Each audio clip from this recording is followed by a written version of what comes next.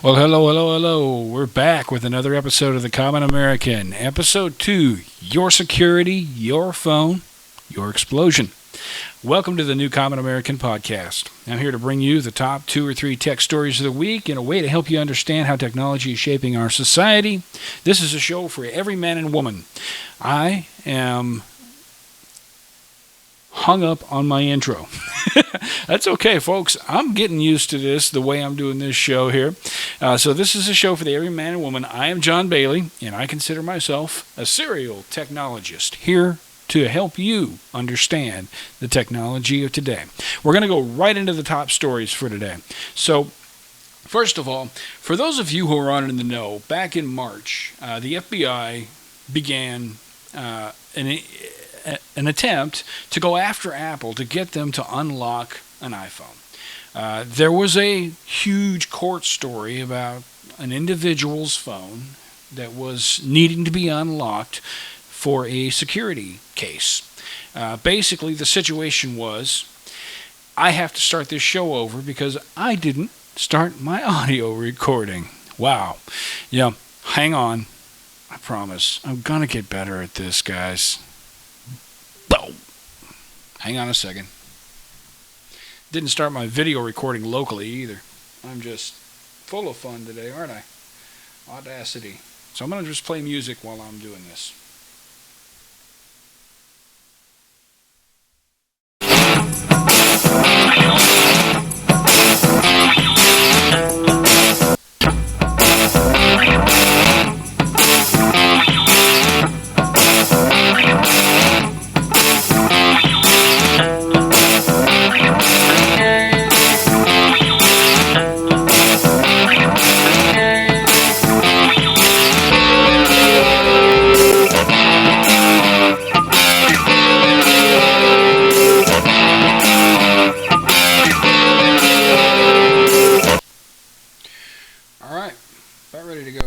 Starting for real. That's recording. Goody. Well,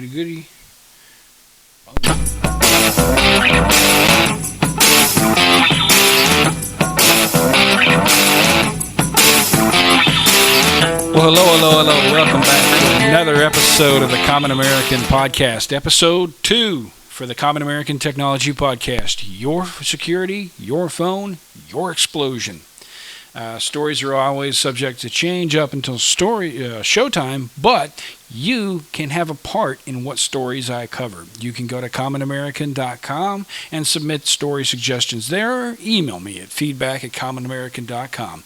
Welcome to the New Common American Podcast. I'm here to bring you the top 2 to 3 stories of the week in a way to help you understand how technology is shaping our society. This is a show for the every man and woman, and my name's John Bailey. I consider myself to be a serial technologist. I've come up through technology through most of my childhood. We're going to jump right into the top stories of the day, starting with a story that's been out there, it feels like for longer. It's been over a year that this story's been out there, but it's actually a pretty new story. Basically, what this is about is the FBI, back in March, needed to unlock or decrypt an iPhone for the case to make a case against someone. That whole case, you can look at the link in the show notes about what that case itself was regarding. But the point is that in order to get into this phone, they had to decrypt it. They needed to get into an iPhone that had been locked, and you can only attempt to unlock an iPhone so many times. Now, there's been a lot of debate about whether or not the FBI kind of bungled the first aspect of that, where they got to the point to where if they tried one more time, the phone would have wiped itself, and then it being encrypted, you would have had no way to recover that data, theoretically. Now, there are, again, coming back to FBI kind of bungled this, but they also wanted to grandstand a little bit and show off that they could throw around their weight and get Apple to unlock or decrypt this phone. Now, there's a lot of people out there that say, well, what do you have to hide? It's not just the government that you and I should protect ourselves from, although you should. you have the right as an American citizen to protect yourself from the government. Read the Constitution if you don't believe me.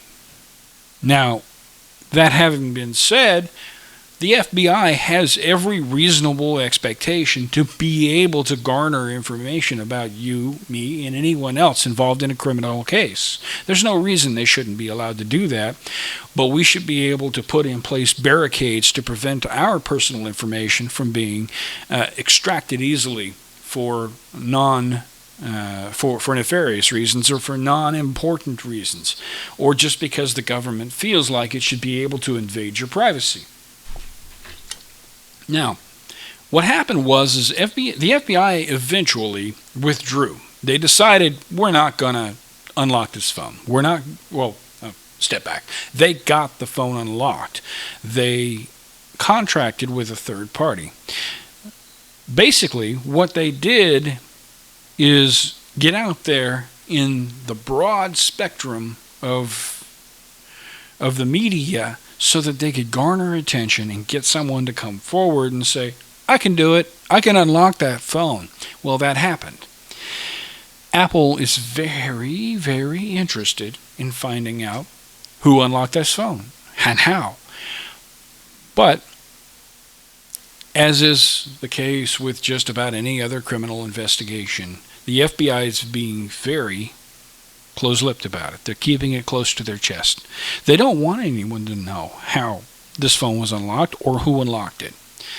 Well, now it's come forward that this phone, it was unlocked by not necessarily a company, but maybe an individual, and that individual was paid by the FBI.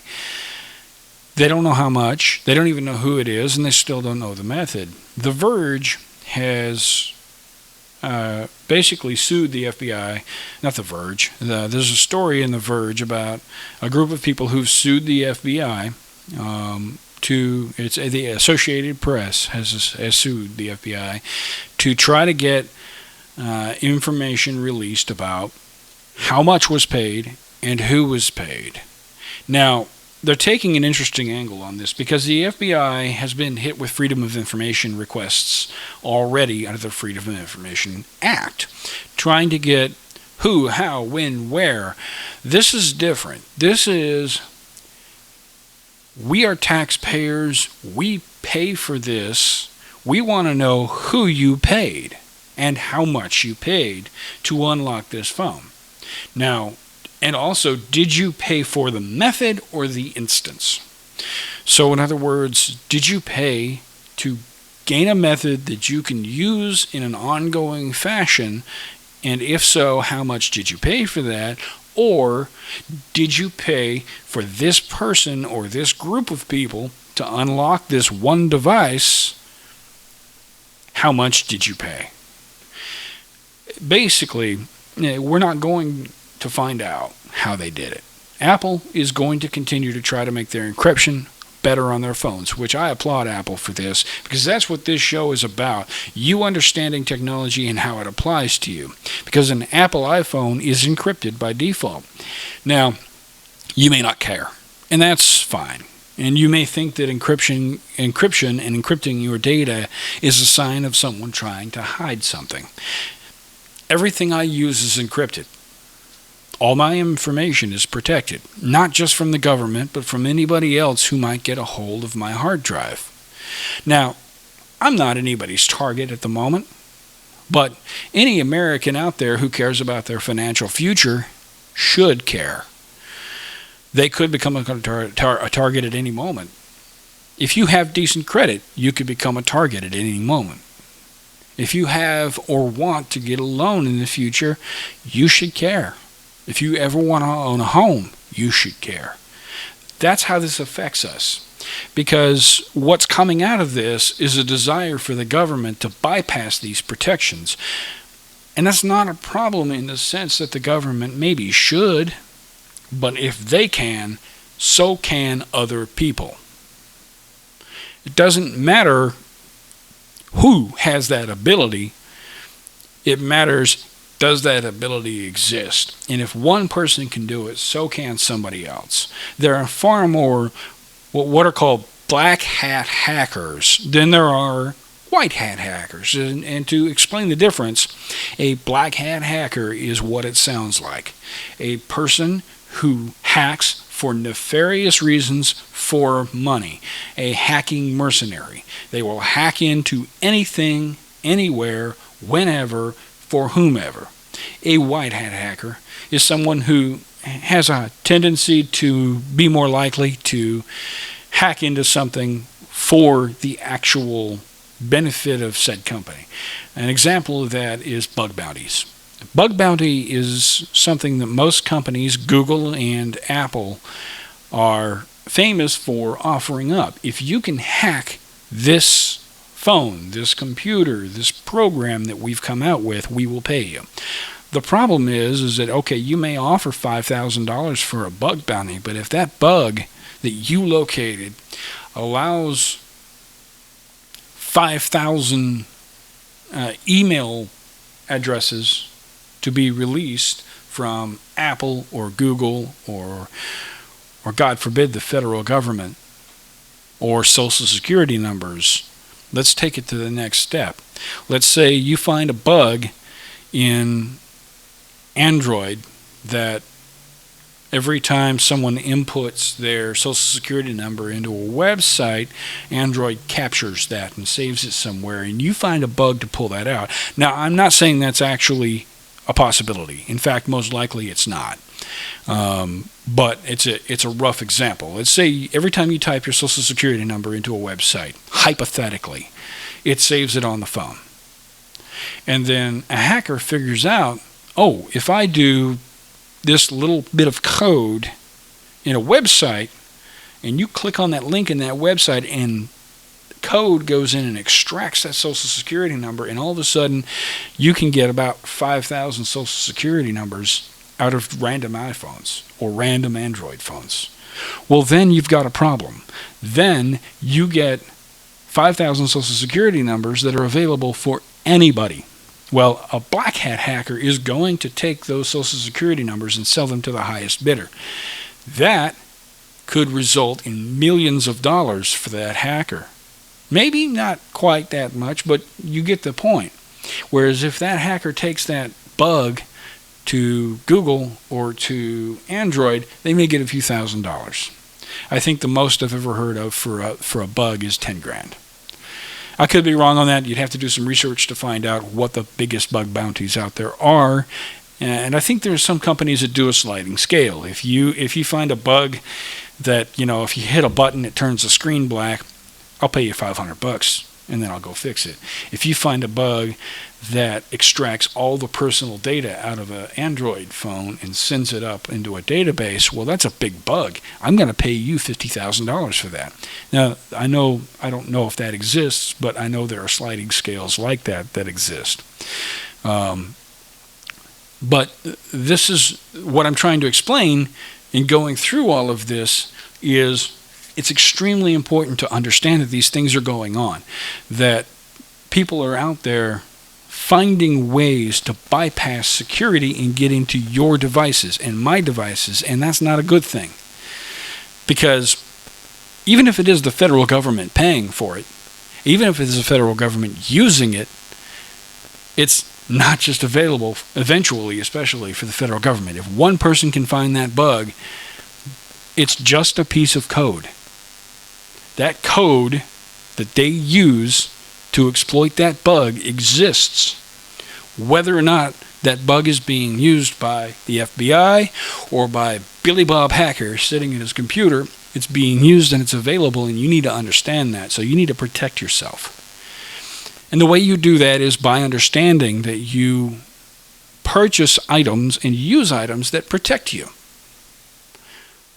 Just like you lock your car, you lock your personal information.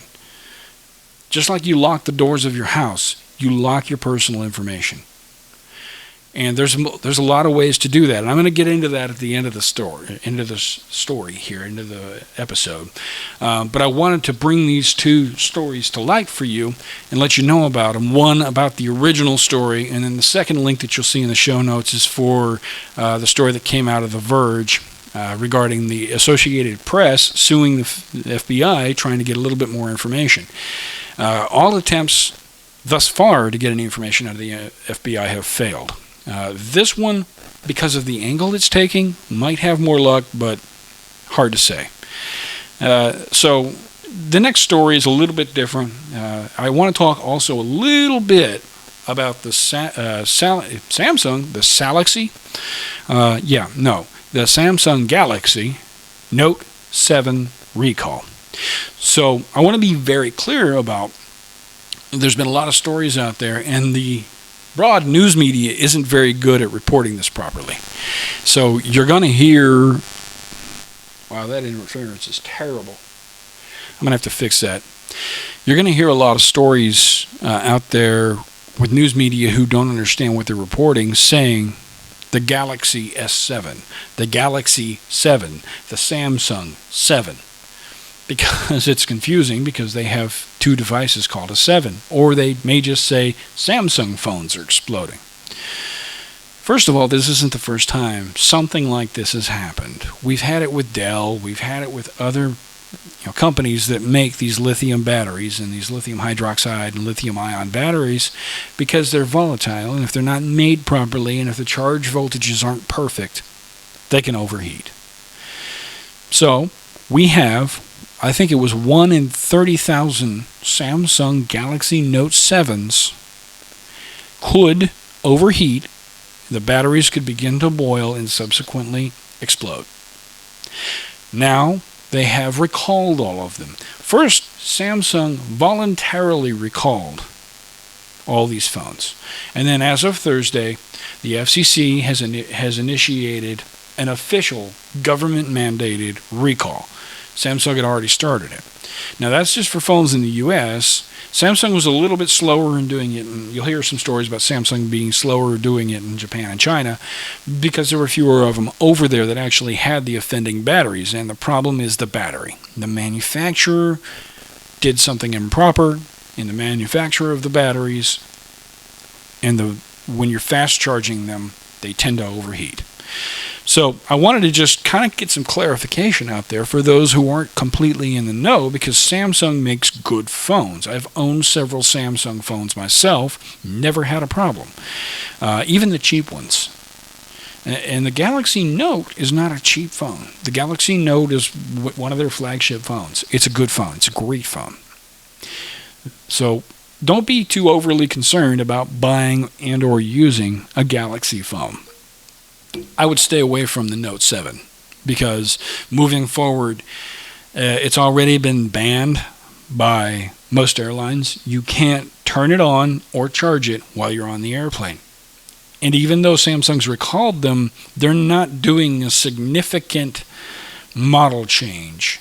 They're not doing a marking on the phone itself that is very, very prevalent that tells that this phone has been modified or the battery's been replaced, so this can't happen. And the problem is the battery. I mean, theoretically, a technologically adept person could pull the phone apart, go buy a battery, aftermarket battery, replace the battery, and boom, you're done. Because the aftermarket batteries, especially from the bigger, well-known companies, are pretty good.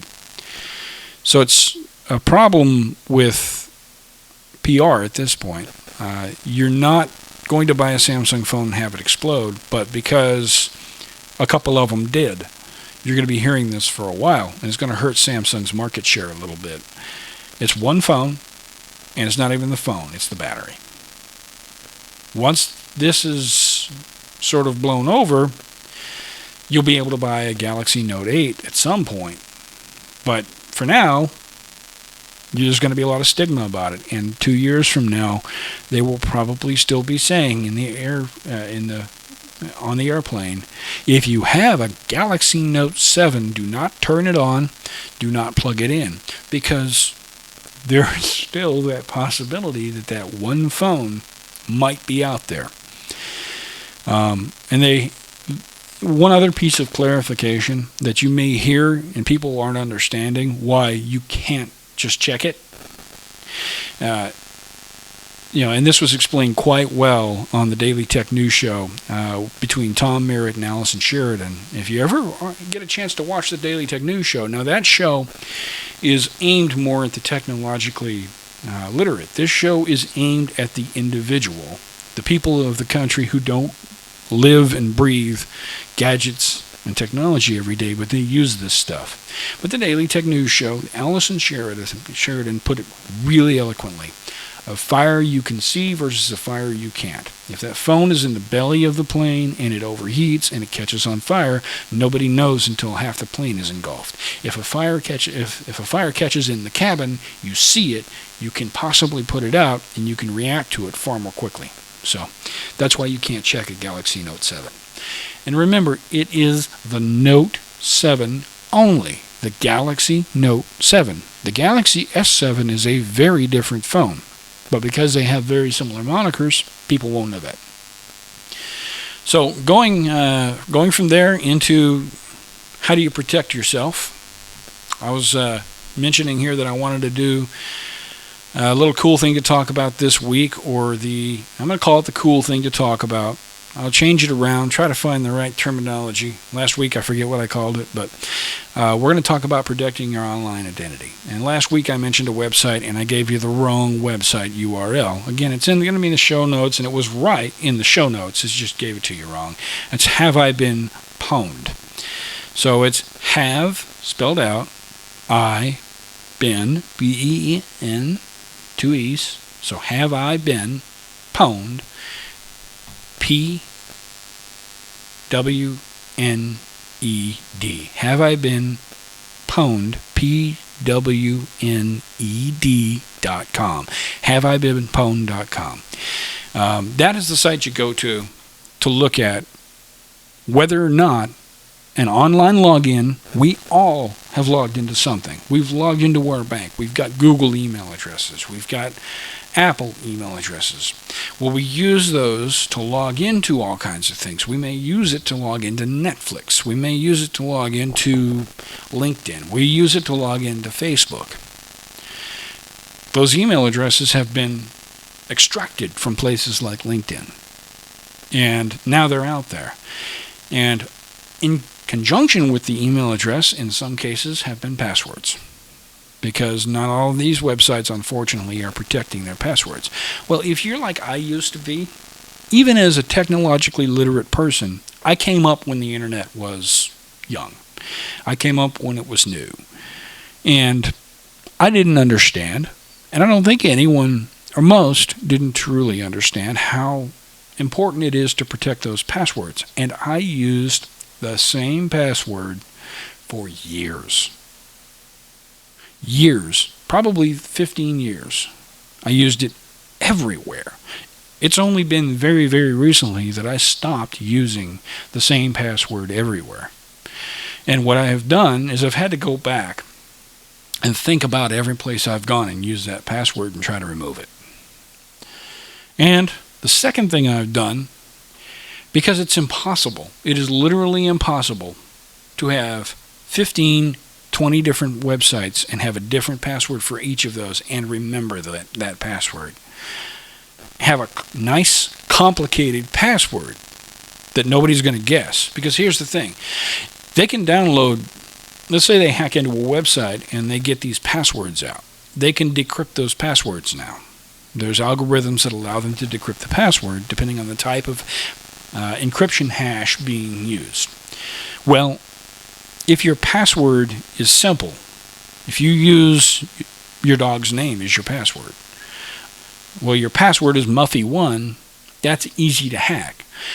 That's easy for the decryption software to go through and figure out. But if your password is lowercase m, the number 1, the @ symbol, exclamation point, up arrow, ampersand, 3, lowercase l, uppercase t, well, guess what? Not only is that harder to hack, it's harder for anyone to remember. Well, the solution to that is a password manager. So I've added a link to a PC Magazine rundown of password management software. Now, It sounds complicated, and that's because it kind of is.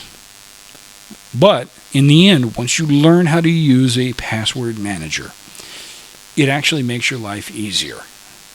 I use a piece of software called LastPass. It's probably one of the better known password managers out there. The controversial part of this is it has what's called an online vault, where it saves your passwords. That vault is theoretically vulnerable, but they use the most up-to-date and common encryption. They use the most up-to-date and difficult-to-hack encryption for that password vault. It does two things. It stores all your passwords for you, so you never have to remember another password other than the one for LastPass. And you make that one nice and complicated because it's the only one you ever have to remember again. Just make it complicated, make it crazy, make it nonsensical to anyone but yourself, and do your darndest to remember it. And then that's the last one you have to remember, because first of all, if you install it on Chrome or Internet Explorer, and this is the scary part, is that LastPass will go in and extract all of those passwords with very little difficulty. That should scare you, because if LastPass can do that, that means that your passwords are extremely vulnerable. LastPass can jump into Internet Explorer and Chrome and say, what's the passwords for all these websites? And it extracts them and saves them into its own database. And then it encrypts them. And then it goes through and asks you to do a security checklist and change them all. And with some of those websites, it can automatically do that. Here's the second part of LastPass, and all of these password managers do that, and that's that they generate a new password for you that theoretically you never have to remember. And it's usually very, very, very complicated. A very complicated password that no one's going to be able to figure out. LastPass is extremely useful, and they all are. I recommend highly that you look into it. So that's the end of this show for this week. It's short and sweet. I didn't want to do another long episode like I did last week. I wanted to run through what I consider to be the two top stories of the week. What I want you to do is hit me up. Tell me what you think about the show. Feedback at commonamerican.com. You can call me at 512. I've got a new phone number that I didn't put in the show notes here. Well, it's not new. I had this phone number last week, but let me pull it up here for you. I'll tell you exactly what my phone number is. Phone number is 737-8, I want to say COM1, but it's 808-2661, because I am the serial technologist. And I'm the Common American. I can be found on COM1. And if you're geeky enough, you'll realize how that all ties together. If you don't, ask someone who's a geek. Ask someone who's into computers. This guy says he's a serial technologist and he's on COM1. What the heck does that mean? And they'll snicker a little bit and tell you. But my phone number is 737-808-2661. You can actually send a text message to that number, or you can call me, or you can email me at feedback@commonamerican.com. I've also got a Patreon page. I've got a Patreon page. You can hit that up. There's a link on the website at commonamerican.com, but I believe it's patreon.com/common. Let me check real quick.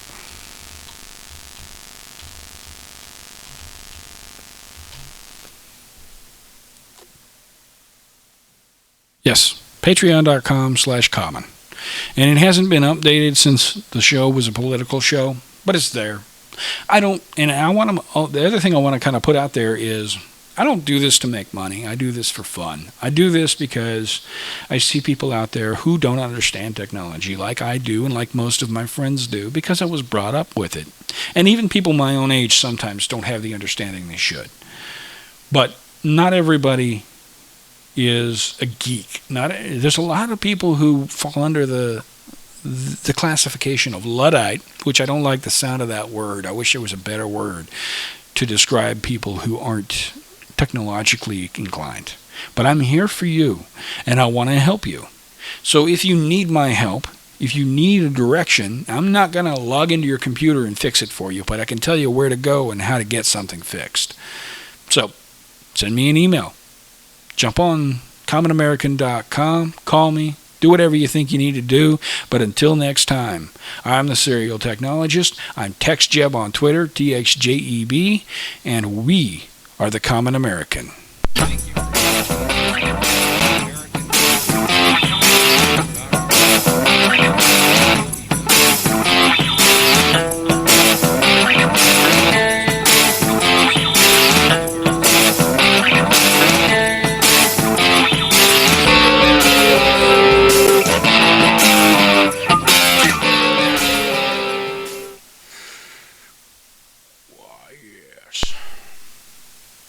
All right, folks, I'm out.